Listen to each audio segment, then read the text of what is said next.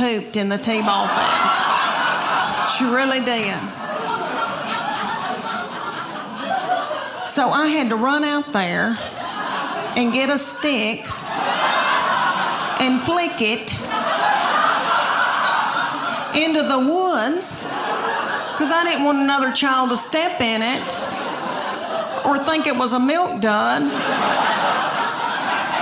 He would not play sports for several years because of that trauma.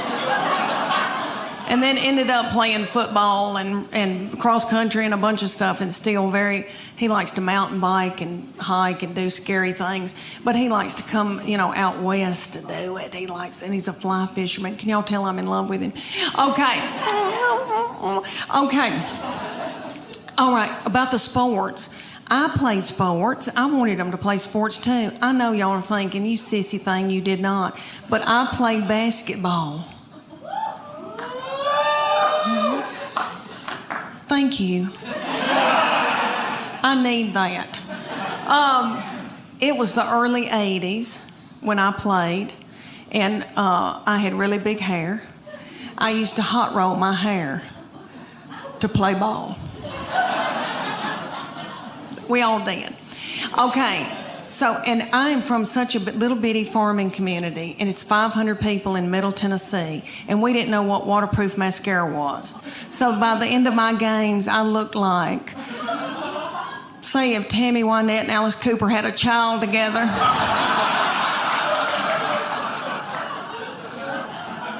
I was a forward. Sometimes I had to be the center if Mary Dowling had to take her baby to the health department.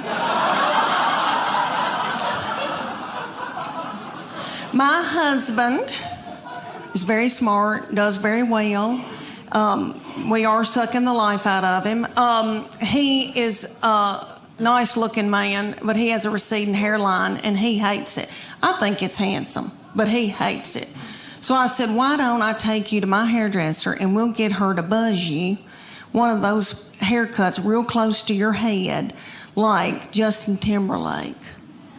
You know what I mean? Like real close to the head. Well, we did it, and we didn't know his head was pointed.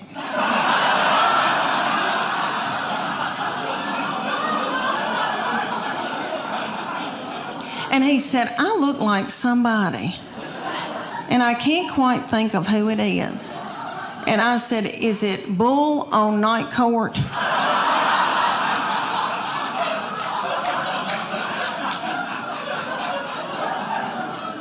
He said, no, that's not who I was thinking about. And about 3 days later, he said, I know who it is. It's that lazy starfish Patrick on SpongeBob SquarePants. Let me tell y'all that I am a mama, and I have 3 children that I'm in love with, and I am now an empty nester. I have 2 in college and 1 married. And you'd think I'd look forward to being an empty nester. Some people go, woo. I don't feel woo. I miss them. My husband misses them. I found Netflix when the last one left, my baby child, she's now 20, when she left, I took to the bed. And I ate chocolate-covered blueberries that you get at Target. And I found Netflix, and I binged watched Scandal. Have y'all seen Scandal? That first season, the chemistry between the 2 main characters, I think something's really going on. Anyway, it set me on fire. And so I laid up in the bed and watched that and ordered Jimmy John's from my bed. And my husband said, are you all right? But I ended up getting sciatica from laying in the bed. I didn't get bed sores. I got sciatica, and then ended up having to get physical therapy that cost $1,000 because of my deductible. But anyway, I grieve so much over my kids being gone. All right, so when my husband gets home, he's as sad as I am. When he gets home, we just stare out into space. And he's very quiet. He's an introvert. He doesn't talk. He doesn't chat. So I just sit and talk to myself. And we have 2 beagle hounds, and we just sit and kiss them in the mouth. And they are yummy. And we go to bed, and a lot of y'all look really young in here, and I'm going to scare y'all to death, but I'm going to tell y'all, look at these young girls right here. I'm going to tell y'all what your future is going to be, okay? All right, when you get to be about your mid-40s, you're going to start a thing called perimenopause. It's before you go through menopause, and it makes you crazy. And you sweat in the bed at night. Okay, and all your hormones get messed up. All right, I go to the bedroom, and I am so hot at night that I put the air on 68 because I don't want to die. My husband puts it back up on 70. And he says, you're freezing me to death. He's having to wear pajamas for the first time in our marriage. Okay. He said, I can see my breath. That's a lie. But I know he is cold because one time he had to wear a toboggan. But anyway, we get in the bed, and that big beagle, who is 10 years old, a boy named Augie, who is so sweet. My husband spoons him in the bed. And then we've got a new little beagle that is a pocket beagle, and her name is Gigi, and she is so yummy. So I did that day. Until I saw a family drive up in a Gremlin with the window out and a 9-year-old smoking a cigarette. That's the truth. She lit it off of her Meemaw. And that's her grandmother. Do I need an interpreter? Okay. She lit it off her grandmama. And so I quit that day, and I went home and I got pregnant that night. All right.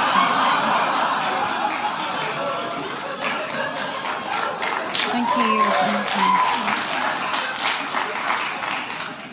I had 3 babies in 4.5 years.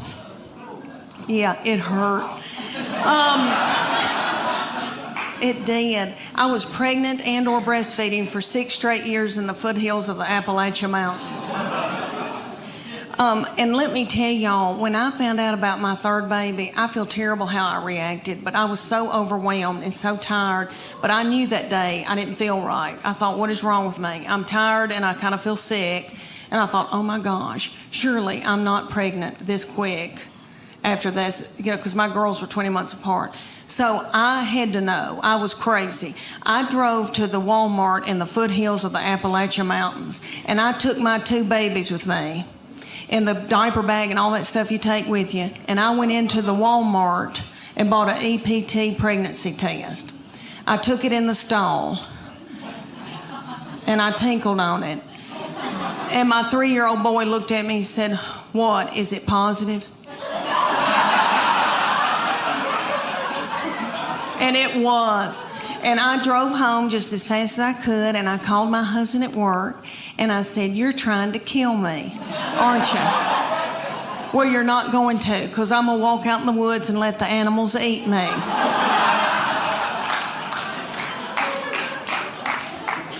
But y'all little mamas probably know what I'm talking about. It's so overwhelming.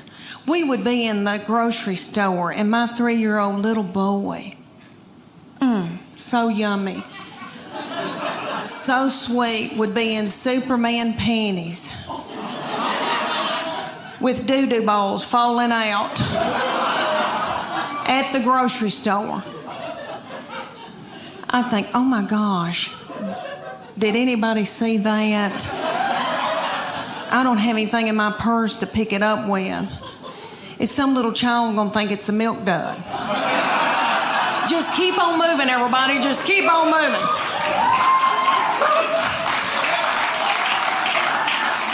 My boy is 24 years old, and he is married. He got out of college. He met his college sweetheart his freshman year. He said he would never marry young, but he did, and he brought her home. And all right, who in here has had boys and girls? Can you clap? Who do you think's easier to raise? I mean, just yell it out. Boys or girls? Boys. boys, every once in a while, a little frail woman will yell, "Girl." And she's probably being threatened. But anyway, no. We love our girls. I love my girls. I truly do. And I know that when I'm in the nursing home, they'll be the ones to come and pluck my chin hairs. Because my boy will be off with his wife and her people. Because he said to me, he brought her home and he said, "You got a terrible look on your forehead." And I said, "Oh, it's nothing against her. It's just I'm jealous because I thought you would only love me." I know that's twisted. I know it is. But he was the best thing that ever happened to me. All right, my kids all yell at me and my husband, everybody's in a bad mood all the time. And he's the only one that's never fussed at me. And he was just the sweetest child growing up. And so when he said he was going to marry somebody and move off, it was awful. But let me say that I love her. And they live near us. And she's like another child to me. And it has been a blessing. She is very sweet and has forgiven me for my forehead looks. But anyway, but he said to me right before they got married, he goes, "Mom, she's going to be my immediate family. You're now my extended family." He said, "Mom, that's biblical." I thought, why did I show him